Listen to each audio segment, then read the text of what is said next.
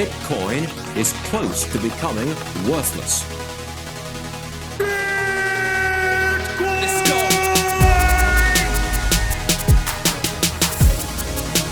Now, what's the Bitcoin? Bitcoin's like rat poison. Yeah. Oh, The greatest scam in history. let's get it. Bitcoin will go to fucking zero.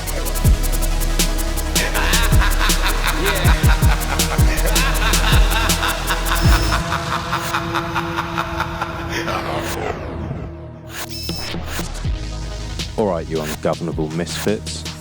I'm your host, Max. Everybody knows that Bitcoin is useless, worthless, and doomed to fail. But what if everyone's wrong? What if it's the system that is doomed to fail? Join me as I speak to some of the brightest people in the space and slither to the deepest, darkest depths of the Bitcoin rabbit hole.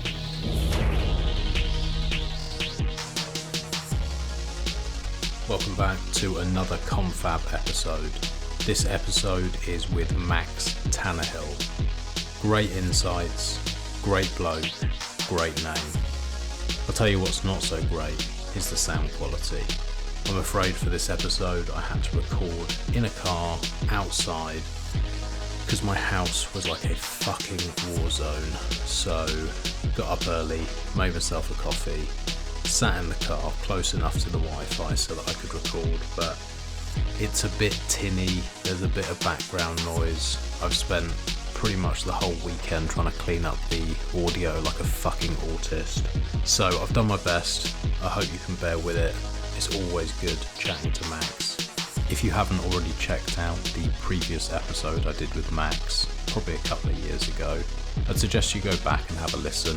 We haven't yet got a search function on the website, and I can't remember the episode number. If you just search in any search engine, Ungovernable Misfits and Max Tannahill, it will come up. Right, onto the boosts.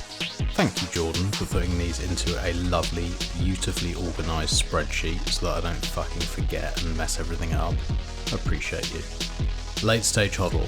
Appreciate you all and have been appreciating Seth much more lately. Didn't consider buying Monero until recently. Thanks for all that y'all do. Mr. Because I can. Mr. Repeat. John. Max's new favourite word. Rube Goldberg machine. I actually dropped it in this episode as well. I think I fuck it up as well though, because I think I keep saying Roop rather than Rube. Anyway, there we are. Rod Palmer Hoddle, no message. Fundamentals. Thanks gents for the new rabbit hole. The one that might enable freedom. 8 Mithrandir. Please don't tell me this is a pro-racist podcast. Expatriotic. Listening to this sick on the beach in Florida. Oh, we don't want to hear that. Hope you're alright, mate. Bon, much respect for Seth over the years. Some good discussions were had on his old opt-out Matrix room. Wartime, fire. Brother Abel, quadruple the usual boost because the example of getting the good book to people in need brought joy to my heart. God bless the Ungovernable Misfits. Rev Hoddle, Seth has some good perspectives. I have no doubt privacy solutions will improve on Bitcoin, but for now you gotta do what you gotta do. Too right. Vake, clowns to the left of me, jokers to the right.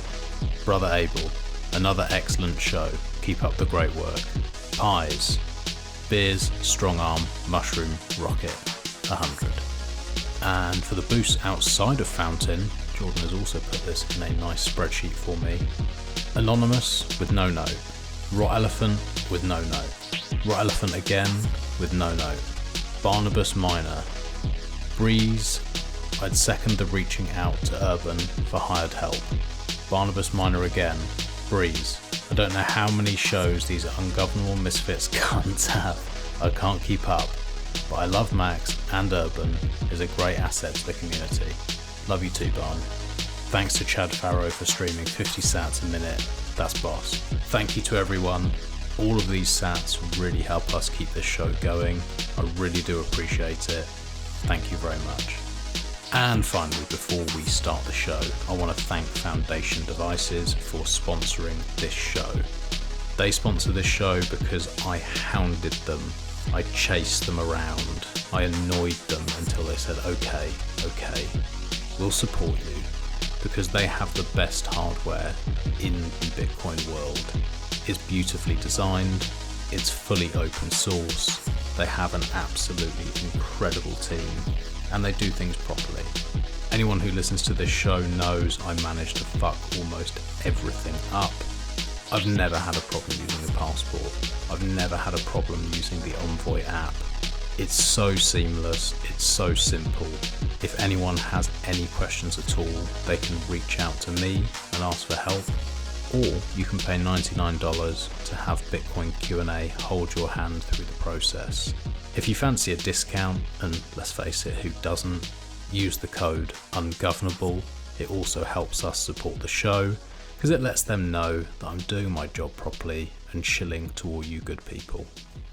Check them out at foundationdevices.xyz and enjoy the show.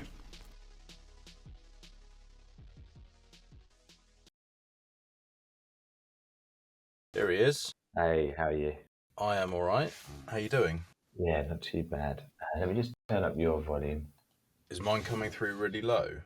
Yeah, it's okay. It's first time I use it on this particular computer, so it might be my end.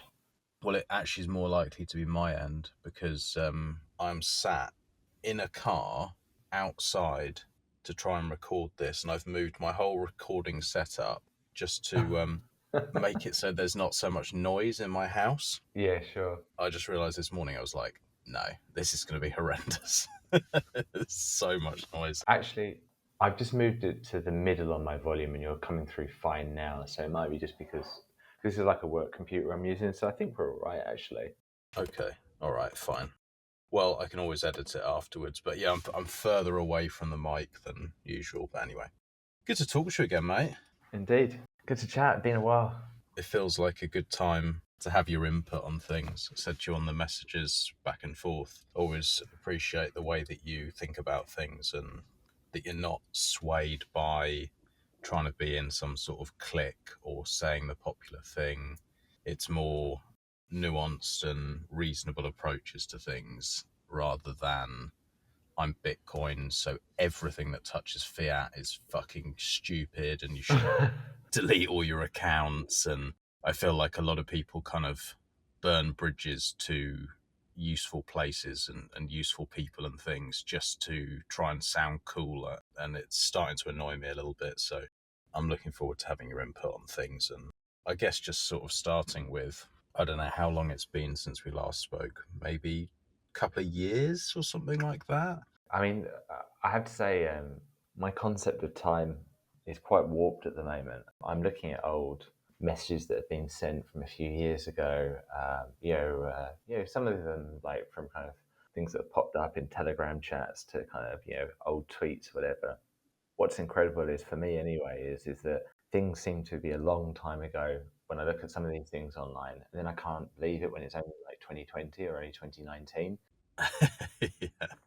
I obviously associate 2020, I think, with, like a lot of people, with beginnings of things with kind of COVID and not really being very mobile. And between 2020 and about 2023, that feels like just really just a few months or a year, because life got so repetitive with things. Mm-hmm. My concept of time is so odd. So I genuinely had no idea when we last spoke. Yeah, it's a similar story here, really. I think, though, it is a couple of years. From my perspective, things have changed a hell of a lot. Yeah. Sometimes, though, I wonder how much of that is just the fact that some of this is less exciting and shiny and new than it was a couple of years ago for me, and how much of it is the space changing. I tend to get very bored with things very quickly. So anyone who knows me, like in my normal life, has always been pretty shocked, especially like my interest with Bitcoin, because normally it's like I'll find something, I'll do it obsessively 100% for a while, and then I'll work it out and then I'll just drop it. Yeah. This has been by far the longest, like whenever it was, end of 2017, I started like being interested in that. But it has started to fade a little bit, and I'm wondering whether that is the change, or at least what it feels like the change in the fact that I look on stages, with the exception of our good friend Q&A, it's generally a bunch of cunts waffling, and obviously with Samurai no longer being a tool that we can use and good people in bad situations, I think that's left a pretty bitter taste, and the way that people have handled it, and the fact there hasn't been more uproar and people are still talking about such useless things and bringing that to the forefront when there's much bigger things to talk about. I don't know. It feels like it's changed, but I wanted your perspective because you've been in a long time, and you always look at things in a way that I think is useful. Yeah, I mean, look, I mean, first off, I certainly kind of feel that way, and I think we've probably got a lot of similarities here as well. If you take Bitcoin as like a hobby, or kind of any kind of interest, it's been something I've been involved in, over a longer period of time, and with more input and more time spent in that and invested in it than really anything else I can think of. Obviously, you can have your own hobbies. I've done all sorts of things over the years, whether it's scuba diving or stuff with travel. There's all these other things, but I think obviously the fact that it's so accessible and online. And of course, so much these days, we do online, and bloody phones are prevalent everywhere. It's kind of easy to kind of tap into the zeitgeist and get an idea of what's going on. But yeah, I do think things have changed quite drastically. I think when I was kind of first reading about Bitcoin, it would have actually been 10 years ago. So we kind of took it in 2014, and I didn't even buy any at that point, or even really do much of the software. I spent an awful lot of time reading, and I just felt that wow, I'm so late to all of this. And there was it's a bit like I suppose a bit like discovering music. You come in at a certain period, and you've got like, if you're a kind of 90s kid or an 80s kid growing up in the 90s, you might actually be interested not only about the music being produced now, but you look in kind of the 80s, the 70s, and the 60s, and there's all this other music that you're kind of working out and discovering. And I felt like that with Bitcoin in 2014. There are all these interesting wallets, all these interesting tools that already been existed, plus there was new stuff being created. And 10 years later, most of the stuff being created now, I have not a particularly significant amount of interest in it. And, I think it's also a little less imaginative. I mean, take out just recently in the last couple of days, Proton have kind of released their wallet. And, I haven't played with it. I'm sure it's a kind of, it's a well-architected wallet in a lot of ways. But at the same time, I mean, it's not drastically different to blockchain.info back in the day with their web wallet. I mean, it's just another web wallet. Okay, you've got some integration with email, but that's not the first time that's all been done. So things do, seem a bit repetitive. And, I think at least culturally, there's been a significant takeover, at least kind of on the Twitter side of space, but I imagine also kind of on social media like YouTube, where it's just gone very much into kind of the price obsession. And I don't mean price obsession in terms of the degenerate trading and the day trading in and out type that used to be always kind of quite prevalent in the early days. This kind of long-term kind of savings kind of attitude, where we've talked about this before, but this kind of culture of like the soundest money, and it will take over and it'll be the reserve currency of everything, and never using it. And I think that has, without a doubt, it has drastically taken over. But that's still kind of, I would say it's still mostly in the social media space. I think what's kind of interesting or a little bit different is if you actually look on chain, for example, then the blockchain does kind of tell you a slightly different story, because a lot of the behavior that we see on social media, for example, that's actually kind of a bit separate. In the last kind of couple of years, you have seen like the rise of ordinals. Now, although it's not something I'm particularly interested in, I've never really played around with it too much myself. At the end of the day, those guys have paid out more in fees than, over significant periods of time on chain than any of the other users of the Bitcoin blockchain, including like exchanges, especially obviously like retail users and other platforms. They've actually filled up block space, and so, what you see on social media isn't always kind of fully indicative of the entire culture of who's actually using Bitcoin. The actual on-chain kind of activity tells a slightly different story.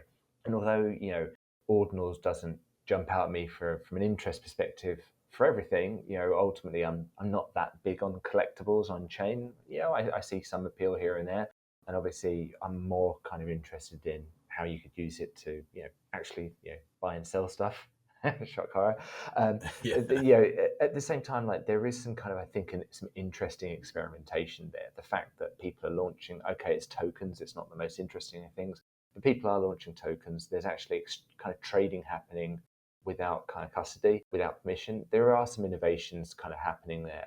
And they're doing that in a way where it's been a lot more grassroots than, say, some of the other kind of wallet development and protocol development that we've seen, which very much kind of starts within a small clique of Bitcoin developers and that kind of everlasting roadshow that seems to go on. It's quite different from that. These guys, have used like the Taproot protocol, which had an entirely different expectation of use from the guys that developed and built that and deployed it on chain. They've used Taproot in a way that no one expected. I think that's somewhat encouraging, even if it's not part of like my particular interest. I think that's a fair comment. It frustrates me a little bit also seeing the way that people have interacted with the whole ordinals thing. I'm the same as you. Like, I've got no interest. I've probably got even less interest than you. Like, I literally couldn't give a fuck about ordinals at all. I've got zero interest, but I'm not frustrated by it because when I was mining, it was keeping me going. Like, I was like, oh, okay, there's actually some fees coming here. People are actually using this thing. This is good. And that was very useful for a lot of my friends who mine, all the pleb miners who they're not getting favorable loans and all this kind of like the fiat side of things because they're massive companies. They're just like one bloke with 50 machines or 20 machines or couple, and they're heating their home with it or whatever. And things got really, really tough for the miners. When I was then going onto social media and I'm seeing the way that people are talking about it, about filtering and the purity of Bitcoin and how you have to use it this way, and anyone who's mining is like profiteering and by taking these fees, and you're like, hang on a minute, this sounds a little bit commie now. Like, you can't use it this way, you must use it this way. We dictate what is and what isn't pure. And it starts to get a little bit religious and just sort of, cliquey and childish. And it didn't make any sense. The solutions that you're coming up with don't fix the problem as you see it anyway. Very much. Me and John, we run the mining show together. We were always saying, like, you can't pay your fucking energy bills in virtue tokens. You need to pay it in dollars. Exactly. Just because someone rubs your back and tickles your belly and maybe your balls because they say, oh, you're so virtuous, well done, or you're a pleb, you're part of this group. Well, no, you're actually just being a silly cunt, and it's not what I expect from Bitcoiners. I expect, like, let's be rational, because you're not doing it for a laugh. Do you know what I mean? It's absolutely. It's hard business. Yeah, I think one thing that we have to be careful a bit though is looking too much in the past with like rose-tinted spectacles, because the funny thing is the censorship on mining and Bitcoin generally is actually, this push has existed for years. If you kind of look at some of the kind of the worst offenders with the filtering now in Bitcoin, I mean, they're comically irrelevant, right? But Ocean Mining, of course, has got Luke Dash Jr. as the CTO. But over 10 years ago, Luke was looking at ways to filter out certain transactions he didn't like on Bitcoin.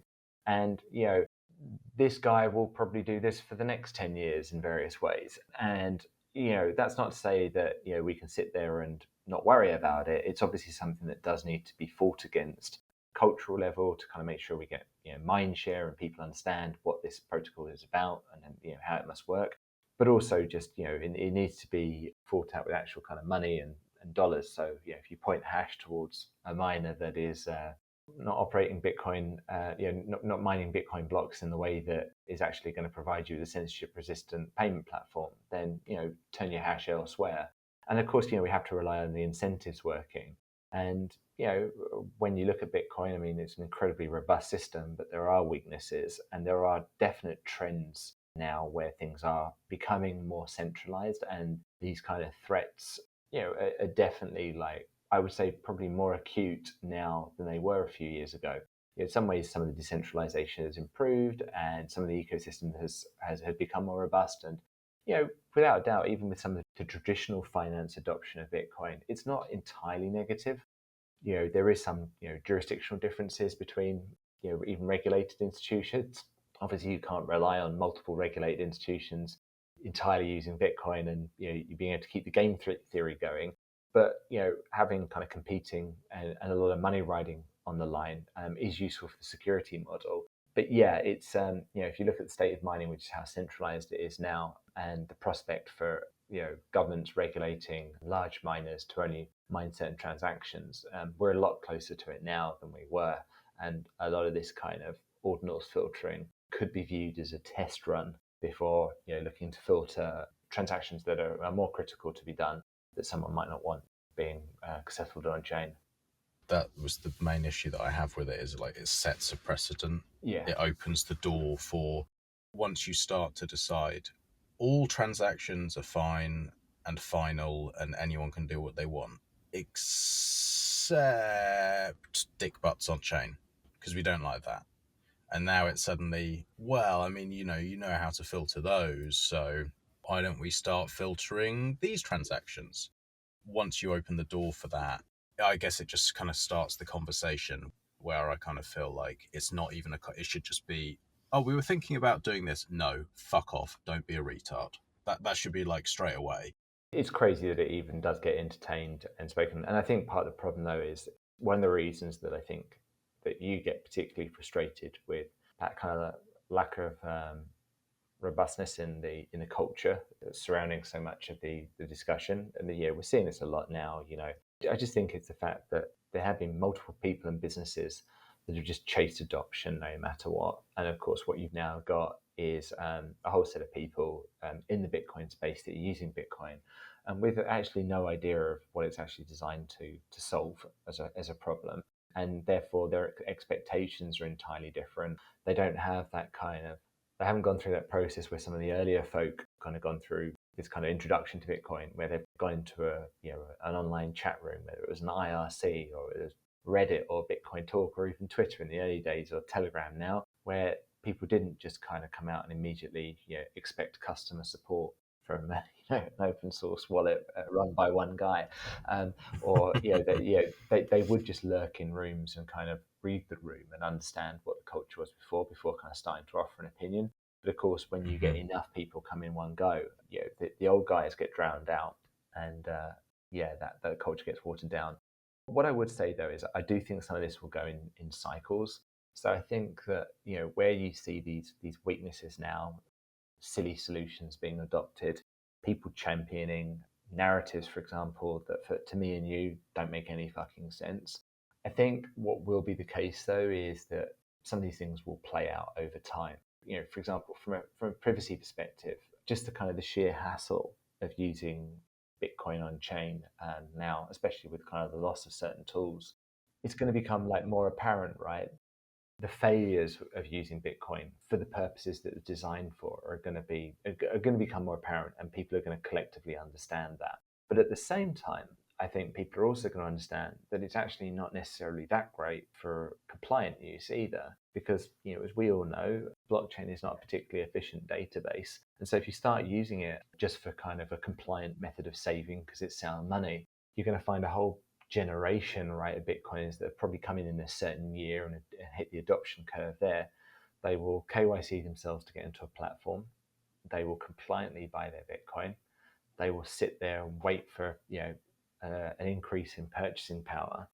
And then if that's a significant amount, and certainly with the kind of the way things are going, especially in the West at the moment, with governments not balancing the budget, things getting more expensive, inflation going crazy, I think it's just a fairly obvious segment of the population to tax, because there's still a lot of hostility to crypto generally, and it will be quite a left-wing populist position. Sure, I mean crypto is a bit of a what's the word, like a kind of a segment, right, that you appeal to, or kind of of the voter base. But I still think outside of the States, it's a pretty easy target to tax. The easiest target. Yeah, because people don't like the people that have speculated on and made it a load of money. Taking the UK, for example, If you're working class and you worked a kind of a public sector job and you're finding that the groceries and electricity bills are getting too high, you can get pretty resentful about, some fella down the road that's got a brand new Range Rover because he sold some Bitcoin for it. You'll be voting for parties that will tax that money. And of course, if you KYC'd your way in and out, the idea of this being kind of some supreme asset preserving purchasing power is not going to feel particularly good if you take all the risk of this asset, which still to this day can go through some pretty significant moves downwards and upwards. And if like all things, when I was resident in the UK, I never used the stock market for anything because it's just not worth the hassle. You buy some shares or whatever, and then if you do really well, you got to pay capital gains tax and all that. And it's the actual bureaucratic hassle. So I think it will turn off a lot of people when some of this kind of comes home to roost. But I think we're just gonna have to wait for that to happen. Yeah, it's an interesting sort of thing to watch over, say, like the next 10 years, because as you said, there's like different groups. Before I got involved, I think it was a lot more rare for somebody to KYC. Yeah, same. In the early days, it was kind of like, well, it's not a KYC thing. You buy it and no one keeps records, and it's an old school kind of like, it was very different. And then when I came in, it was like straight away I was told like, go onto this exchange, use my referral link, and I don't fucking know. I'm like new to it. So I'm like, all right, yeah, okay. If that's how you do it, that's how you do it. And you only find out after a few years of sort of digging around and being like, hold on, this doesn't quite add up. It's like, it's uncensorable private money that no one can take from you, but it's on this thing that's called a blockchain that can be completely tracked and traced, and I've given all my details, but no one knows who I am, but they do know who I am because they know exactly where my coins are moving.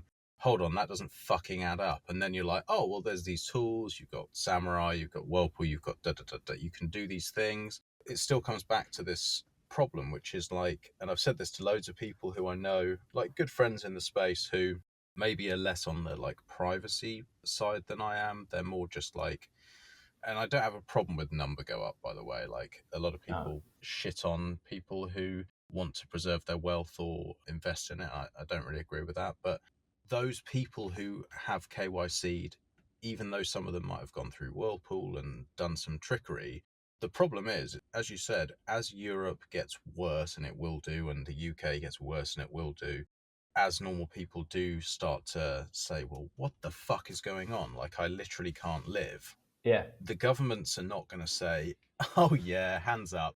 Listen, guys, we've had endless fucking wars. We've had a lot of bills coming through for hookers and cocaine. Things had to be done. I'm sorry. We've spent all the money. We've printed it into infinity. That's why the cost of living has gone up. No, they're going to say, oh, it was those fucking greedy Bitcoiners. And it was, whatever narrative they spin. And so all then they have to do is look at the list of people who's bought and go, right, they've bought. We now can't see any record of them selling anywhere because we've got all those records of all those exchanges as well. If they have still got those coins in theory, we're just going to tax them. We're just going to knock on their door and we're going to tax them. And whether that is an unrealized gain or whether it's, well, we think you've got these coins, so prove it. And you're like, oh, well, I've sold them. You're like, where's the receipt? However it is they do it, they're going to do it. And it might not be this year, but it's going to be soon. And so I think you're right. It does put people off. I think people are going to start to realize, like, fuck, this isn't exactly what I thought. Yeah, you don't even need particularly punitive taxes. You just need, and some of this has already happened in the UK anyway, you just need to go to an exchange and ask for their user lists. In some cases, the exchanges will push back. More often than not, that they don't. And these things will be agreed, obviously, with regulators as they're trying to get their license as well. But you just have letters sent out to people just saying, please report your trading activity, and then calculate your own taxes. And I mean, if you imagine kind of going through that and going through all the kind of various exchanges that you've used over the years, some that have disappeared and all that, actually just working out P&L, I can't imagine a worse thing to do. I mean, probably when we last spoke, right, I was running Mamushi. And, I did Mamushi in Singapore, which is probably one of the most kind of friendly business jurisdictions possible. But like paying taxes on that, like the taxes weren't high at all. But the issue of paying taxes was major. just having to, it was not a high volume business. Obviously, it was a kind of side project I did while bored during COVID. But you handle a few currencies. You handle, as in, because I handle both fiat, Monero, Bitcoin as well. But then you've got like inter-exchange movements. You've got, you've got to have invoice numbers, and then you find like, you then got to report that and get exchange rates as of a date, and then filter it in. It's a huge effort, and if you then got to do that with all your personal trading and all that, that just put off a lot of people. And it stops becoming a kind of a useful money. And the big reason I think this is affected in the US, but the fact that if someone buys, I think this is still the case in the US, if you buy Bitcoin, then you use it to pay for a coffee. I think officially you're still supposed to kind of keep a record of that, so you can kind of work out like the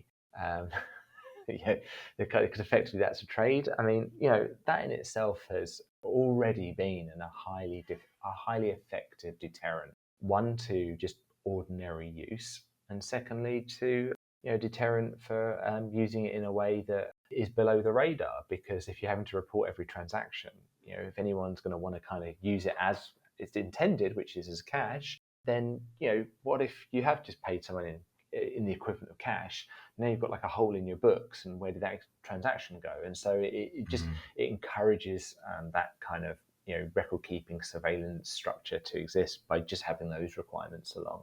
And I think that's already happened in the last few years quite extensively. Because of the friction. Yeah. And it doesn't take much, absolutely. I suppose it's not that much of a hassle if you're a large company and you have a team of people doing that kind of stuff and you have the system set up. Or you can buy the software that will automatically calculate the taxes. Yeah, exactly. Yeah, all that Stuff is fine if you're big, but not for people, on the scale you were doing with Mamushi, or, just people who are starting small businesses. It's like, no way, that's way too much hassle. And then it's like, it pulls away from people using it as cash, which is slightly worrying. And like you said, with the tools that we're missing now, is kind of like, it's very difficult to use. Like, I've been fucking around with this stuff for a long time, and pretty obsessively. And anyone who listens to the show knows I'm not a technical guy by any stretch of the imagination, but I still can do more than most Bitcoin users. And I'm struggling to think of ways, like, I'll be like, oh, okay, maybe this is pretty private. Maybe this is quite a good way of doing things. But I feel like my whole flow of how I would use Bitcoin privately and use it as cash has been kneecapped, because without Whirlpool and the tools surrounding it, like it was my toolkit basically. And so now with that missing, it's like, okay, how do I use this as cash? And it's got quite challenging. Like, everything that I'm coming up with, or Q's coming up with, and we're playing around with, is kind of like a Rube Goldberg machine. It's like you've got some old post mix, and then you can open up a private channel in Lightning from your own node, but you can only use that for spending. You can't receive, and maybe you can buy some gift cards with it. And it's like, okay, it is post mix. Then it's gone into Lightning and it's sending, and you got good send privacy. So that's quite good. Now someone wants to pay me in Lightning. Oh, fucking hell. Well, that's a bit of a problem then. How do we get around that? It's just, again, friction. There's so much friction, which is why we've been saying, me and Jordan and a few of the other guys in the team, like using Monero a bit more just for pinging back and forth, and trying to use that, and Trucador and swaps. But it's still friction. It's still annoying. And that's me who uses it a lot. Like every day I use Bitcoin, and I'm finding it like, fucking hell, I would just use cash. If I could. I think it's definitely getting to that stage at the moment. I don't think we're going to be stuck in this indefinitely. I do think things are going to improve, but it is a particularly dark period at the moment. I think, just from kind of, the way I'm using it at the moment, I suppose I'm somewhat fortunate in the fact that, my entire Bitcoin stack was in post-mix. So, I wasn't doing the kind of thing where a few people were, which is just kind of keeping some spending money. I'd always kind of moved everything over. And then just, if ever fees were high, right, I didn't mix, and I just waited for kind of fees to go low. And I would wait sometimes as long as 3 to 6 months, especially when the ordinals were kind of for want of a better word, spamming the chain, right? I just not going to use Whirlpool, like, because I didn't have to, because I already had a whole bunch of post mix. And then once those fees came down, then I would proceed to do everything. And thankfully, when Whirlpool did get shut down and seized, I was sitting pretty, and it's all okay. But yeah, I mean, at the moment now, I'm in the unenviable position. Like, I never used to even label my transactions in Bitcoin because I hated labeling, because I didn't need to really, because what I could do is I could just get those deposits, and then I would just get everything into a mix. And then it would be like, once I spend from that, then I'd send the change back into a mix, or, into Monero as well. But like now what I'm doing is, kind of similar to you, is I'm using the post mix suspend. Obviously that's, that will begin to dwindle over a period of time. And then as I receive new funds, I'm actually using a lot of like these instant exchange sites. I may go back and check the atomic swap software. I've still not used unstoppableswap.net, but that was using the same library as the Samurai tool. I'm hoping that the old Samurai Monero swap software gets fixed, because at the moment, like, you can't run it because it's actually got a dependency on Whirlpool, because as part of the flow, I'd never actually sold XMR as like a kind of, as a user. I'd only ever kind of gone from Bitcoin into Monero, so I'd never kind of used the Whirlpool side of it. But that kind of needs to be taken out of the software, and I think once that's done, that will kind of give everyone a bit of some breathing space. It's not like a real substitute, but it certainly at least kind of stops the kind of the onward surveillance, right? If you receive a coin, you kind of swap it over to Monero, and then, especially if you're comfortable keeping a bit of a position in Monero over time, you can then kind of move assets back into Bitcoin as and when. And I think that's still kind of really the best route. I mean, back to kind of something else you're saying as well is, I still see nothing wrong at all, and I'd kind of almost encourage it for people to actually trade Bitcoin. You talked about like the whole kind of number go up thing and enjoying it. I mean, I've always been, how to put it, like, I've always thought that it's okay to kind of buy Bitcoin for the sake of a price increase. I don't think it's necessarily the best idea to borrow money to do it and put yourself at risk. But the other thing as well is if you've been in this space a long time, you should be able to see certain cycles, take profits where you can, convert it into cash, because also you don't want to be stuck in a bear market for an extended period of time without without the ability to have a bit of a cushion of fiat to use. And be opinionated. I wouldn't necessarily. I've never thought that kind of the DCAing over kind of years or whatever made an awful lot of sense. Have an opinion about what you think the market is. Go in, and if you think things are kind of looking pretty cheap, go and stretch yourself a bit more and buy more. And if you think things are getting, look on social media. If you think there's a lot of newbies and it's all kind of quite idiotic, then maybe take some off the table and take some profits and do it that way. And that certainly worked out well for me over the years. Yeah, you're right. It's not really looking at the charts and numbers. It's more just like a feeling. It's like, oh, this is all getting a bit silly. Everyone's getting a bit overexcited here. Yeah. And that's the times. But I've never done that. Like, I've always just been like, oh, just chip a little bit of whatever I've got that I can go as. I'm just treating it as savings. But over the last couple of years, because I've been doing this pod and gone out of a proper career and just doing like donkey work to keep the two things running, there just hasn't been the opportunity to buy anything. It's just fucking expensive having a family and all that kind of stuff. So I've been more in that kind of like selling and using, which, if I look at myself say 5 years ago, the idea of selling Bitcoin was horrific to me, because previously it was like, I come from property, this property thing's pissing me off because of all the problems with tenants and the legal side and the stresses, and actually when you boil things down, what your yield really is compared to what people would sell. They sell you a dream of like, you have this investment portfolio and you basically just, you have it and you walk away and the management companies deal with it. And it's so far from the truth that I was like, okay, well, I don't think it's a good investment anymore. And I don't think it's going to be going forward. It's not the worst, but it's certainly not the best. I think this Bitcoin thing's better. I actually think it's much better. So I came with that mindset of like, this is an investment and like long-term investment. Yeah, for sure. The same with property. You want to stay on the log. I don't want to sell. I want to, do everything I can to hold on to this. But, very much it's changed now where I'm like, most of what I have, like, I'm not underwater with. I've got stuff I've got to buy. It's not a fucking Lamborghini. It's like nappies and eggs. Yeah. but it's like, well, I need that, and so this thing that I've held for a certain amount of time, I'm at least not underwater on, or it's like, it's better than what I paid, and so why not use And it? I I think, need it. yeah, I think I think it's important psychologically. I think actually one of the reasons that we've got the issues in the space that we have, and some of the behaviour is a lot of folk are somewhat underwater, or not necessarily even underwater, but just don't feel that the payoff has really occurred. If you look at the kind of what they're being sold, and they're being shown an awful lot of past performance. When it was a very different asset. If you look at kind of how many people are invested and how sizable the market is now, you're just not really going to see the same kind of multiples, right, of return. It was, if you were kind of in at kind of 2011 time, I mean, I'm not the greatest here with remembering price charts, but if you're in kind of 2011 period, 2010, you could easily make kind of 1,000, 10,000x, right, to now.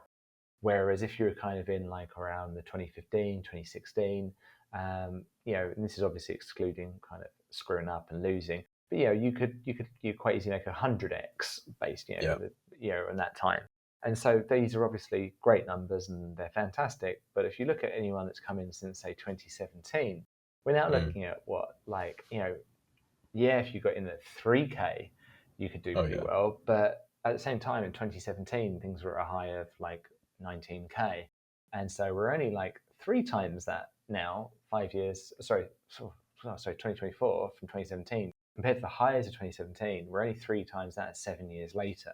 So you can actually imagine that for a lot of people coming in, things haven't really turned out the way that they were sold it.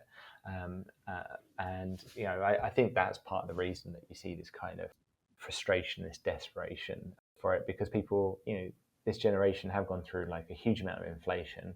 Wage stagnation is very common, like countries in the West, especially we talk about the UK. Wages are like the same in London, for years now. And obviously, the price of everything gone up, and so this has been kind of sold as a bit of an escape valve. I think, as much as I'm personally bullish on Bitcoin, even now I still, it's obviously a big part of the reason I hold it. It wouldn't surprise me, for example, for there to be some quite drastic drops as people do exit, and we'll see how things go with the ETFs. But it wouldn't surprise me if people kind of start exiting out the ETFs because it's not providing the returns that they expected. And of course, in this kind of environment of hype cycles around other things, a few years ago it was machine learning, now it's being called AI, right? But there's other kind of companies that people can invest in, and if it's just after a return, they don't care about any of the actual meaning behind all this, then there's other things they can go and get a decent return on. Yeah, like you say, a 3x in 7 years is not that impressive. It is fucking amazing. It's a lot better than most things, but it's like with the backdrop of like when you go and do your weekly shop, it's like double what it was 7 years ago. Yeah. If I go down to the shop and I'm just buying like some shit, like my missus like, can you get this thing and that thing, and like it's like a shopping basket, and I'm like, yeah, I'll go get that, and I'm like, oh, that was £100. Yep.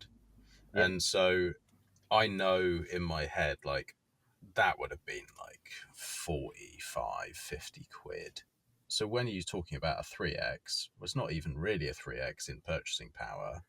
And I think the other thing that you want to kind of look in, like, a few years ago, Bitcoin still has always had this kind of ability to really drop in price. And okay, it's done very well over the last few years. But if you did kind of invest in 2017 or whatever, then you'd actually had to psychologically deal with the drops so significantly down.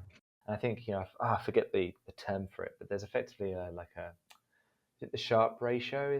Is like basically like the gain that you get versus the the kind of the risk that you're putting on. I think it's something like that. But effectively, like, without getting into the technicals of it, obviously I'm not really kind of capable of it, as so long since I've looked at it. But the point is that you could go and, like, from a straight kind of economic perspective, you can go and buy Bitcoin and then hope you get a good increase in purchasing power, and maybe you do. Yeah.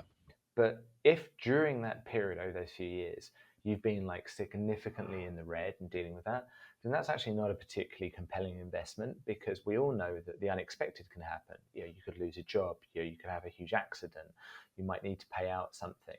And if you're then actually forced to sell on something that is so volatile in the price, then that's actually not particularly compelling to me as an investment, because you can very easily find that that you end up selling a significant chunk and then can't get the gains because you sold it at a loss.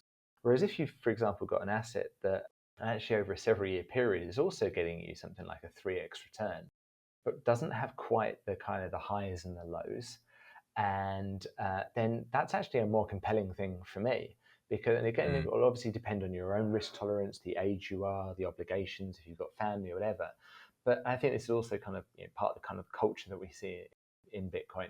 You can imagine there is, if you've got a kind of fairly reliable, say 10 or 15% a year, that's just very preferable for a lot of people, because if the unexpected happens, you're not looking at being completely out of pocket. I think that's what a lot of people haven't appreciated with Bitcoin as an asset to purchase, because it's still got that volatility.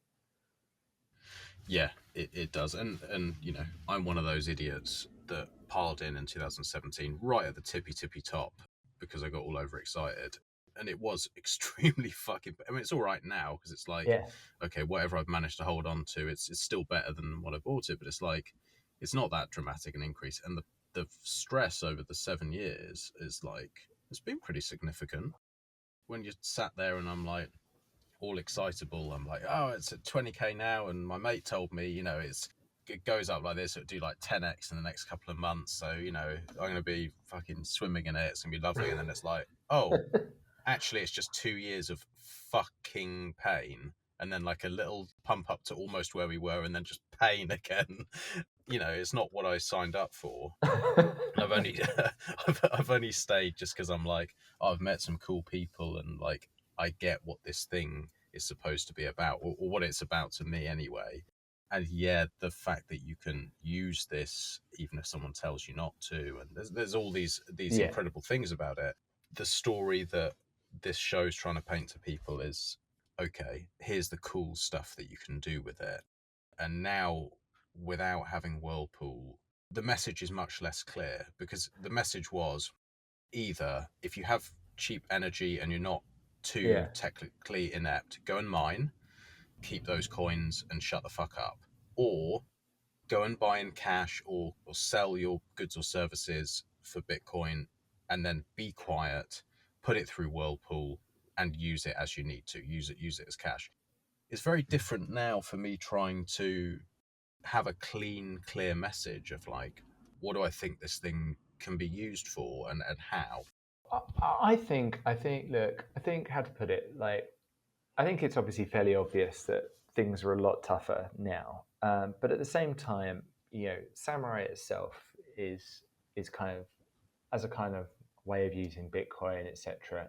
It still exists in a huge way, and I'll kind of go through a bit more kind of detail. Like, let's just take a step back. With the two guys being under, I think it's house arrest now for both of them, or certainly kind of, extensively kind of tracked or whatever, while with the loss of freedom while they're awaiting their court date. Obviously, things are kind of tougher because there's no business being operated like there was before. But the stuff they left behind can be used, and I think what we're probably going to see is, like, obviously with these two guys gone, there is very little chance that anyone's going to come in and fill that void. And I think there's a few reasons for that. Number one, what they built was done over 9 years, and they were in it from the earliest days. And so it's a tough proposition to kind of come in and get someone else to kind of fill that. Secondly, some of the people that are close to it probably going to be the least likely to kind of launch something again, because they're already under probably the watchful eye of people, under more scrutiny, because obviously the actions taken by the DOJ were against the two main guys, and they're going to be immediately suspicious of anything else that kind of comes up. So it's not like the guys can do much. So I think people need to kind of appreciate that that's not likely going to happen. But that being said, is that what the two guys left behind was a pretty significant kind of community. And I think what we're going to see probably over the next few years are components of these things being brought back. And in some ways, it won't be in exactly the same form. But I think the most important thing that they left us with, and what we need to kind of keep in mind, is the kind of the red lines that they put in the sand. And whenever you deal with someone that's kind of very much in that community or even outside the community but had the same kind of concept, KYC was always a red line. Permissionless was always like a red line. Everything had to be without that. If you just start taking that as a way of life into how you use Bitcoin, things become a bit simpler, and I think things become, it becomes easier to discard. And also you start realizing, actually, maybe I need to do a bit more work myself here on a few things. So for example, there's no Dojo server now for everyone to use. So if people aren't using their own node, they're going to have to, they could obviously use something like Sparrow Wallet and using the public election servers. But my recommendation would be is actually go and run your own node now and do the work there. There's a very good guide. Well, there's several good guides, but obviously Catan has got great ones on YouTube. I followed those, and I've got very little patience for this type of stuff, and I can use that. If you don't like video guides, you'll need to find it on the Internet Archive. But there's the KYC3.life that's kind of heavily based on the Catan guides, but rather than in video format, it's like a set of instructions. There's some kind of tweaks and changes with the way that he's done it. But again, you can obviously buy these nodes, but what Catan does with these kind of Lenovo's and I think he does Dells and things like that. You can go into again, don't try and find out some fancy new node even necessarily. You can just go onto eBay and look for the specs and buy what you need and just buy something cheap. Some old business machine, get doing that, and then run that and hook up your Samurai wallet, which you can still use. It's still got a whole bunch of useful privacy features, and just kind of start taking a bit more of an active kind of role in doing that. Don't get distracted by all the new shiny stuff. Don't get distracted by here's another layer 2. Look at some of the stuff that's actually been in use, and just I would say is look at a way that you can do that and manage it without you needing to be a sysadmin yourself, but just kind of concentrate on what's important. And certainly that's kind of what I've done. I mean, obviously I've been running my own dojo for a while, but I've actually kind of gone through the process again. I was using an old red nodal, and that's just quite frankly just not powerful enough anymore. It kind of causes the wallet to lag. And then I had another machine that I was using an Electrum server on, and then I just replaced it all and put the newest version of Dojo that Pavel had released with a Fulcrum server and Bitcoin. This thing is 8-year-old hardware. It's really old but decent, and the performance is great. And I mean, it sucks that some of the tools that don't exist now, but the great thing is everything those guys left behind for us. It works, and it will work. And also Bitcoin hasn't changed that much over the last few years, and that can kind of suck in some ways with the lack of progress. At the same time, this software, if it takes 2 years for someone to release another version of Samurai Wallet, or for these guys to beat the charges and come back, actually things are kind of, you can carry on using this stuff for a while, and it's going to be fine, and it's going to be it can be just as robust and all that. I think what we're also going to see is, I am optimistic that Whirlpool will come back. I suspect it's going to be someone jurisdictionally very different from how it was being run before. I don't expect we're going to see what Samurai had hoped, which was unless obviously there's a very, very kind of significant win that they have in the courts, where you could have services like Proton Wallet integrating with Whirlpool. I mean, that would have been ideal, I think. I don't think we're going to have that anytime soon. But at the same time, I think, this stuff will come, but I also think it's going to come in pieces. The Ronin Dojo team, right, will start hosting nodes for people to use. Maybe someone will make a plugin for kind of coin joins or something like that you can do. I just don't think we're going to have someone that's going to offer quite under one roof everything that Samurai did, because it was just insane. The whole block explorer that they provided. I mean, you actually kind of look at their product suite. It was enormous for something that was actually just a few people. You look at someone like Blockstream. I mean, massively well capitalized company. Yeah, they had their own block explorer, they had their own wallet, and they have obviously a few other products. But it's actually, as a product line, it's not that much larger than Samurai's, and we're talking about a massive difference of that. And I also think we also have to accept that there's also not much of a monetary incentive to go and do stuff like the Samurai were doing, because if you look at all the court documents, for example, so is it something they said something they got 4 million or whatever in fees over years, and you're thinking, hang on, that's to pay a few people over several years plus server costs and all that. Okay. Yeah. we're not like, there's not some kind of huge reward here for someone. So I think we're going to have to wait a while. But look, I think there is a vacuum for it. I think there's still enough folk in the space that ideologically like motivated to get some of the things up again. And I think for just people like me and you, it'll be our obligation, as I'm sure we will, to basically make sure we throw our money at those services and reward. And I think that'll happen. It's just for the moment, it just does feel like a bit of a punch in the gut. Yeah, a little bit. And I agree. At some point, I think these services will come back or something similar. But for now, like, have you got any thoughts about the use of Lightning? Is that something that you're playing around with? Because with the samurai crowd, generally there's a deep hatred for Lightning, which I understand because it's fucking annoying to use. It really pisses me off at times. But I just wondered if you had any thoughts on Fair question. spend. I'm still trying to keep an eye on it. So like like in our local group chat, like in Singapore, for example, like one of the guys I'm close to here is quite keen on it, and he uses it as a bit of a privacy tool as well. And he's kind of got servers up and managing that. I keep an eye on them, but I've yet to see anything that's compelling to bringing me back. I mean, actually, I first started using, I think I did my first transaction in 2018 or 2019, I think it was, with Lightning. And I had my own hosted LND. And at that time, I was using it with like Zap, and I then also use Use as well.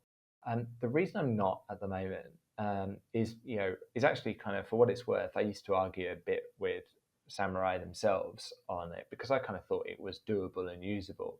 And then funnily enough, like what kind of convinced me it wasn't really a particularly good privacy tool was I realized I actually couldn't manage the privacy myself. And so what I mean by that is I think there's two things to think about when you're using Lightning in terms of like a privacy perspective, aside from all the kind of the hassle of hosting it. And so like number one is when you make a payment through the Lightning network, there are a bunch of privacy trade-offs on that. You know this, like as a sender versus a receiver, and obviously as your transactions actually hop through the actual Lightning network itself, what are the surveillance capabilities of those looking? Because even if it is going through Tor, at the same time, like people are monitoring Lightning channels, there is surveillance software out there actively monitoring the Lightning network. And with it being as centralized as it is, you can't basically guarantee that as you send a transaction on the Lightning network, you're necessarily getting the privacy to be absolutely sure, I would say, that when you send that transaction, even if it goes through a few hops, that someone can't track, that by the time it's made it to that other destination, you haven't been tracked on the way through. Now, as an individual, could I track someone else's Lightning payments? No. But I'm pretty convinced, though, that based on how the topology of the Lightning network and the surveillance software in use by kind of chain analysis and type companies, that I think you're not getting I would say you're not getting a reliable kind of degree of privacy on the actual on-chain. So that makes me a bit hesitant. The other aspect for me, which is actually more important than the on-chain, than the off-chain piece, is actually just what to do with the on-chain channels. And for me, it's mostly because I actually just don't want the overhead of managing the UTXOs. So like, as you said, is you could take like a UTXO that's post-mix, for example, and then open a Lightning channel with that. And that's absolutely fine. But then it's like, well, what happens when you close that Lightning channel or it's force closed on you? You've now got like another wallet, and at least the way I've used Lightning wallets and things like LND, that don't necessarily enable you to actually have that many tools to like label outputs. So if you've got like multiple channels closing, how can you be sure that you can go in and appropriately label? Because effectively, as those channels close, they're deterministically linked to the channel openings and potentially linked to some of the transactions that have gone through. And so for me, it becomes very, very quick that it becomes unmanageable to keep track of from a privacy perspective. And so that's basically why I'm not using it. Whereas on the flip side, if I take a UTXO and I put it onto Monero, or so you swap it into Monero, I don't have to keep track of the TXOs on Monero because I know that every transaction I make, I'm comfortable, given that there's no amounts in the clear, and given that there's like ring signatures and everything, and stealth addresses, that every transaction I'm making there hasn't got any link to the swap that I did to get into it, and if I do a swap out of it. Now, that's not to say that Monero is absolutely dead easy and you can't make mistakes in swapping Bitcoin to Monero. I read like recently that that they tracked someone that used fixed float and it went into Bitcoin from Monero, and then went straight from Monero in back the into same Bitcoin in the browser or same thing. something. Yeah. And Yeah. obviously, I don't swap in and out on the same browser. I don't even use the same market. I don't stick to one market. I always go over Tor, and I'll use things like, Trocador, EXCH was another one. I've used Majestic Bank. I'll use all these various, and I'm never trying to go straight back in and all that. But it just, for me at least, it's like it's an easier overhead. And then what I try and basically do is ensure that when I can, I spend from Monero. And if it's not possible, then I will use Bitcoin Postmix or some kind of, outputs from a Monero swap exchange into my Bitcoin wallet and go from there. And then I try and get myself to a position where I basically don't have to label anything. So everything in my Bitcoin wallet is basically Postmix or the output of a Monero swap. And that's obviously not ideal, because someone could probably look at the output of a Monero swap and say that's pretty toxic. We don't like where that's from. So nothing's perfect. But for me, it's just about like the overhead. Like, I share my wallet on desktop with what I use on mobile. I try and keep the same seed. I'm very personally, that's how I operate. So I'm quite fussy about that. And of course, I don't have like labels that sync across wallets or things like that. So I know I'll end up like, if I label on Sparrow, I'll forget to label on Samurai or something like that. So that's kind of like where I've been. And so I just feel I get more kind of comfort from that. But then also, to be absolutely kind of clear, I'm possibly not using Bitcoin as much as, say, someone like you, because I've and even though I really like the guys behind Coin Cards, I think they built a great little business. And Bitrefill, it's overall, it's pretty good. Disclaimer, I even invested in them. But I actually find that the card companies can actually feel it sometimes like worse than just using a credit card or a card, because you find you've got terms and conditions over redeeming them. You've kind of adding more middlemen to the mix. So I have kind of also, if I'm honest as well, I've kind of moved to a bit of a kind of a position of like, well, if I can't spend directly my Bitcoin Monero, I'm not going through extra hops to go through vouchers.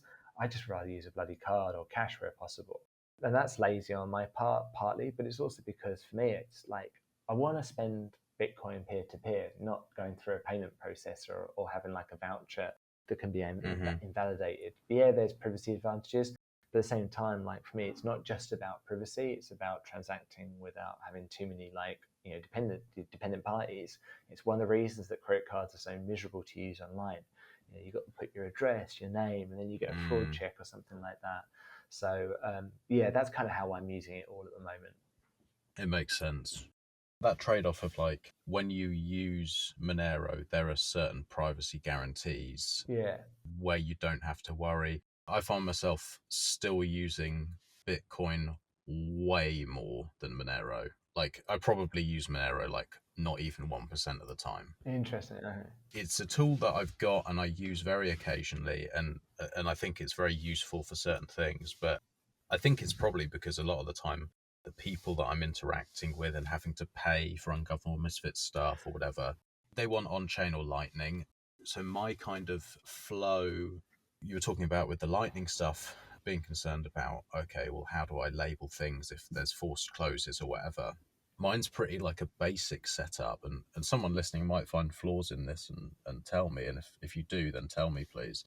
But it's just have some post mix, open a large channel with a well-connected peer.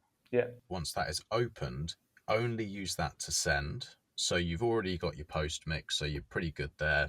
You're opening with a private channel. You're just using that for send. So when I'm paying people, I'm pretty comfortable that I'm like, okay, yeah, maybe there's some government agency, if they really wanted to, who could potentially do something here, maybe, probably. But that's not really my concern. That's not really my threat model, because I'm fucking boring. Like, no government agency's interested in me. It's like, I'm just worried about $5 wrench attacks or people snooping around. That's more my concern. So when I'm using it that way, I'm happy. The fees are low. I only open the channels in low fee environment. And then if I need to top up because I've been spending, then I can just swap back in. And again, at low fee times, it's really not difficult or expensive to do. And so most of my spending is like that. It's through Lightning. most people that I've got to pay don't want to deal with Monero. Yeah, I can imagine A few that. do, but most don't. So it's like, well, this currently is my flow. And if I was to have a forced close, which I haven't had, then I'm like, well, I know it's only come from one UTXO. Yeah, sure. I know what it is. It's not like I'm suddenly now like commingling and all that kind of stuff. It's pretty simple. Yeah, I think that kind of that works well. If you're getting the kind of right experience, I think a lot of it will depend on like how to put it, like who you're paying, who you're interacting with, and obviously what their preferences are.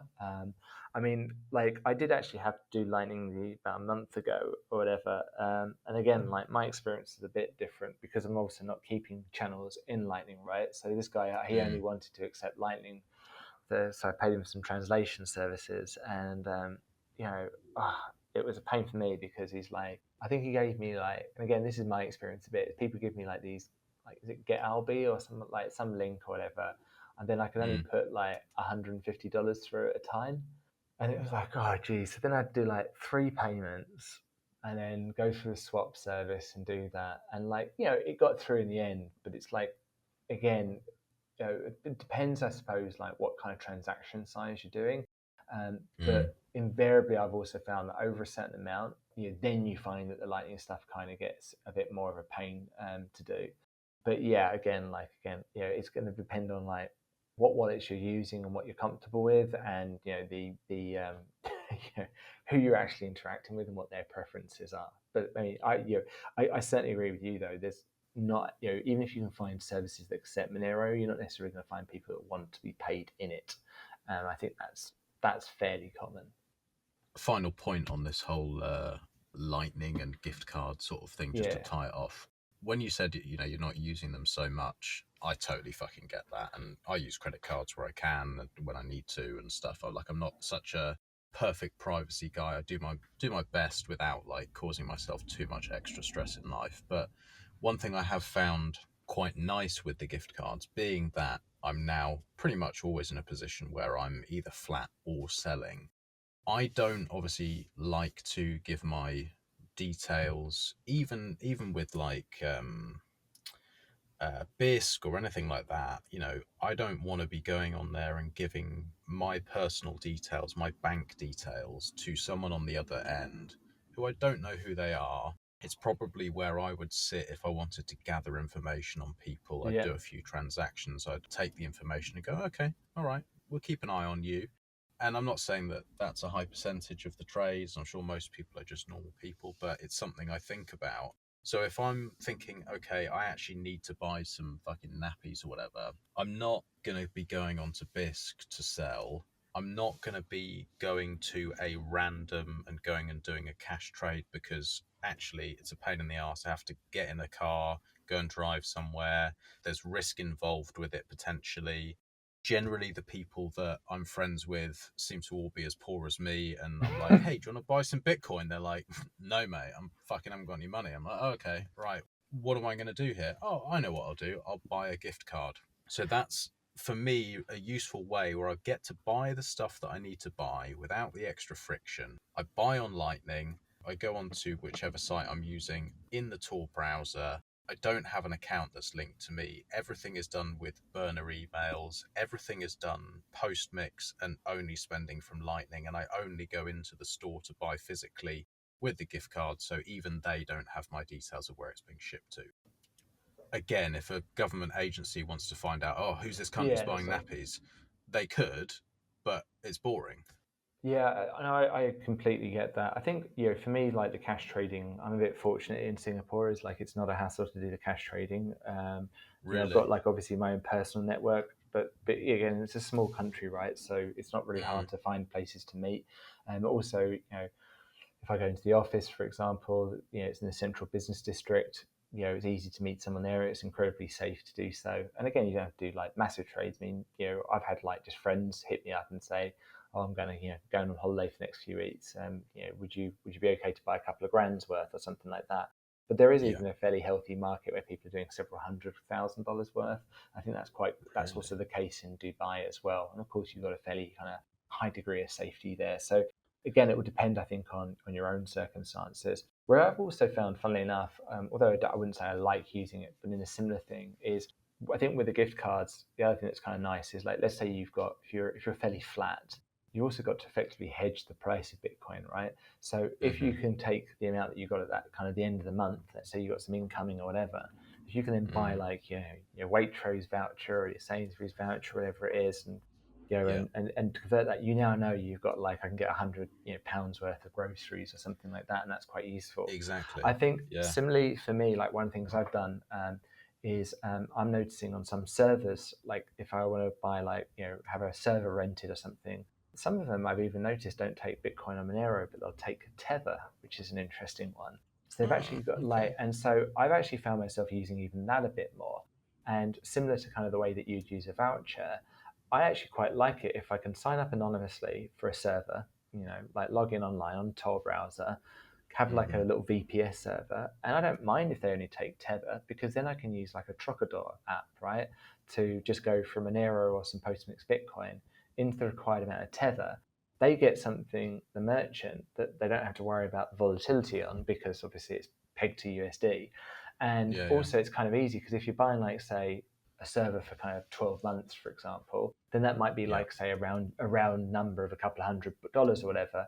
You don't want leftover credit and all that. You could just basically kind of buy the amount you want. So I am using that because that's kind of like a nice way over from the crypto world. If you are into fiat, without still actually touching, at least from a kind of experience here, without touching too much in the way of bank accounts. And yeah, sure, Tether's a pretty big middleman, but of course at the same time it's something that I don't have to deal with in terms of channel management. I don't have to worry about redemption terms and conditions on vouchers. So where I can find like merchants that accept Tether, that's also kind of quite a decent thing, and you can kind of use a swap service as a proxy there as well. Yeah, that's interesting. I've not heard really much talk of that, but it makes sense. I don't like this purity kind of, you can only, to me, that is using Bitcoin. It's like Yeah, you're using Bitcoin and there's like a step in between, which is, I don't see that as an issue. It's just like, how do you spend this thing? In the same way, like I see using Bitcoin, if someone says to me, like a good mate is like, oh, can I buy a couple of $100 worth of Bitcoin from you? Yeah, I need to go and do my weekly shop. That's fine. There we go. He exactly. gives me the Yeah. cash. I go and buy it. To me, that is using Bitcoin. I know it's not physically going into the shop and going ding ding and it's like lightning. Whee! It's like, it's not that, but it's the same thing, really.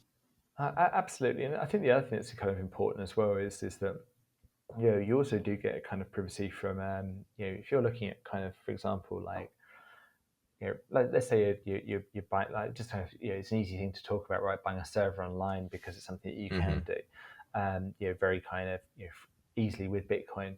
But the nice thing is if you've kind of got sitting there kind of Bitcoin that you've bought from a friend in cash, obviously in an ideal world you will pull everything or go through a swap. But if you've got like heavily cash traded Bitcoin in your wallet, like you can use that and then buy like a server or something online, and like that's actually be very hard to like track to you, and there's still plenty of services online that you can use like burner emails for. You don't have to kind of KYC. I mean, sure, that's going to change in certain aspects of Europe over the next few years, but you can still kind of run something. So if you want to put like a kind of anonymous, say you want to like do an anonymous blog, I still think it's pretty cool now that you could use Bitcoin, and no one would see from your actual bank account that money's necessarily gone into anywhere. You could, because you can use it from your own savings of Bitcoin. You can then go out for this blog, and you go to like a jurisdiction that doesn't have too much of the requirements, is well outside the US, get a decent domain name, and you can still set that up, and that's pretty cool for me. And you don't have anything sitting at your home, as a server that could be seized. If you're kind of writing something kind of dissenting in your country, you could be sitting in a kind of tough regime, and you can like pay for and manage a server over Tor while sitting in a regime, having no equipment, and accessing a browser. And that for me is very liberating and cool. That can still be done. Yeah, that's exactly what I see Bitcoin as being needed for, is like, as it gets more and more difficult to live in a free, open, free speech kind of way throughout the world, to have a tool, whatever little hoops you got to jump through, It doesn't really matter to me. It's just like that you've got this thing that gives you options. And I think, yeah, what I take from that is like there are still options, even options that I hadn't really considered. I'd never really thought of like, oh, these ones that take Tether. I'd never even heard of it. But it's good to hear because people still can say what they want to say. They can still move their funds where they want to move them. And there might be a couple of hoops they've got to jump through, but it still works. So Yeah, that's encouraging. Exactly. And I mean, Tether is like, for me and you, it's not particularly useful, but in places like where, like, say, especially in like the emerging markets, it's big in parts of Southeast Asia and in areas like Eastern Europe and all that, or the Middle East. You've kind of got people that can't necessarily open bank accounts, but want a stable store of value, right? And obviously, it gets shielded a lot, Tether, from some of these guys. I certainly kind of don't like it from the perspectives, that it's coming from. But because I acknowledge its uptake in certain places, it's like that. Knowing that, one thing that's kind of worth kind of just keeping in the back of your mind is like if you get a web developer to build you something, or you want to pay someone like the Philippines to do translation service, or somewhere in Brazil, there's a high chance they'll give you like a PayPal address. But if they're not comfortable with PayPal, maybe they can do a Tether because they've got the on and off ramps. Like at least for you, you can sit there with all your savings in Bitcoin and go, you know what, for this few minutes, I'm just going to use this as a kind of quick bridge to do it. And that's where I'm finding it like just useful. So there's no, I've never even, I don't think I've even used in any recent time an actual wallet to hold Tether, and I wouldn't even bother with that because, EVM chains are so horrendous for privacy anyway. You'd be reusing addresses, but just simply as a kind of almost like a way to pay invoices. I've quite happily used it, and it's kind of opened up some of the things, some places I can buy things from. So you do it as like a swap, like you'd go onto a service where you'd say, right, this is who I want to pay, and I'll pay you in Monero or Lightning or whatever. Exactly, yeah. And so whatever, and that's kind of quite nice. If you're a Lightning, if you really enjoy Lightning, I mean, one of the great things, if you use a swap and you pay Lightning, then at least whoever you're swapping with, at least you're paying your end pretty quickly. And it's one of the also reasons I quite like Monero, because it's the average 2-minute block times. Although things are better with Bitcoin at the moment on the fees. But yeah, the Trocador is pretty decent for that. I've not had much luck with their card service. That's pretty flaky. Lots of kind of terms and conditions, but at least at the moment, the Tether, and I think there's a few other stable coins. I think certainly in the emerging markets they're using like the Tron blockchain a lot because it's such cheap fees. So it's not even on ETH. So overall, like a swap is pretty cheap, and you can stick to using Bitcoin or Monero or Lightning, whatever it is, and just do that. And what do you see in Singapore in terms of like usage of different cryptocurrencies? Is it very much that like Bitcoin is dominant, or is it? It's actually probably more Ethereum here. Like that's probably Is so. it? Yeah, I think so. Like I don't know if it's like Vitalik has been here in Singapore like multiple times. Great guy. Great guy. Never met him, but it's always had a fairly kind of big presence. I don't know if it's like kind of culturally, like there was more interest from a kind of geekier aspect on the smart contracts from some of the early excitement. I think kind of actually some of the kind of the Bitcoin maximalist culture probably alienated a lot of the kind of the community here, and probably that's kind of some of the reasons they've gone there. There's a lot of kind of exchanges that have been set up here, and of course they're going to be more interested in altcoins as well. But yeah, I mean, there's I think people are just more content to hold more coins. One of the things I've noticed though is that overall, like merchant adoption has been piss poor. Like that's for sure. There used to be quite a decent network of ATMs, and then they all got shut down. I mean, not for the reason I don't think that the government was like, this is a problem for kind of money laundering. I think literally the problem is that old guys used to get scammed out their money by like people posing as girls online and can you send me some money? And invariably it meant the easiest way was to get people to put money into like a Bitcoin ATM machine. And so they were just kind of basically too much used to prey on the older more vulnerable segment of society. There is a kind of company here that does like the payment processing. It's kind of like a BitPay type company for some services here, And I just lost my patience with that. I paid with some Bitcoin for a local taxi company to top up my account. I was like really excited because this is like one of these super apps, so you can kind of, I hadn't KYC to use the app. I could buy food vouchers or like buy direct food. You could even you buy taxis, you buy food, you can buy, you're shopping on this. It was like this app. And then I used some like mixed coin to top up the wallet because that's all I have, right? And then they rejected it and were like, there's a compliance issue with your stuff. And at that point, I was just like, this is also kind of why I've heavily moved away from like bothering, like, as I said, with like vouchers even and things like that. Because I think that's going to happen, unfortunately, to the voucher companies. Like they're going to probably end up finding that regulators come onto them and kind of see them as like effectively no different to an exchange. And then being like, well, you've got to monitor deposits just like an exchange monitors deposits. And then I think this is unfortunately going to happen. A lot of these companies are going to run into things where you're going to, and you've kind of seen this a bit with Bitrefill. You have to kind of log in and have an account, or you can only use I can't remember which one it was, but like I think one of them, like one of the Amazon vouchers or like the eBay vouchers or whatever it was, you had to have like an account there before you could like redeem a voucher for it. And you're like, the whole reason I wanted a voucher is I didn't need an account, because actually opening an account at one of these big companies is actually a real hassle. Because for all the fraud checks they have, they want to make sure you got a credit card. And I'm like, hang on, I've got to get a credit card to get an account, to then go and spend vouchers. It's like, when I look at that process, I'm like, well, forget all that. I'm just going to keep the Bitcoin myself. And then when I need to, I just actually do a cash trade and then just spend in cash while I can, until I can find people that like accept it directly. So I have like lost patience with some of it. Over $500 a day is the limit as well. Yeah. With the cards. So it's unless you have an account. But then saying that, and to be fair, to open an account, there's no extra KYC. It is just email, which, you'd use anyway. You can just have a burner email. It's like literally that, and then your account is open like 1 minute later. I don't even know I can't remember what extra information there was. I think I just had to make a username, like whatever, like fucking Michael Saylor. It doesn't matter. I think where I've possibly run into problems is trying to do things a bit more internationally. So like when I was doing the Mushi, for example, like I used to buy Bitrefill vouchers for Best Buy. And then, so what I could do is I could take a payment let's use the example of when Diverter was doing that for me. I'd have the website, process a payment.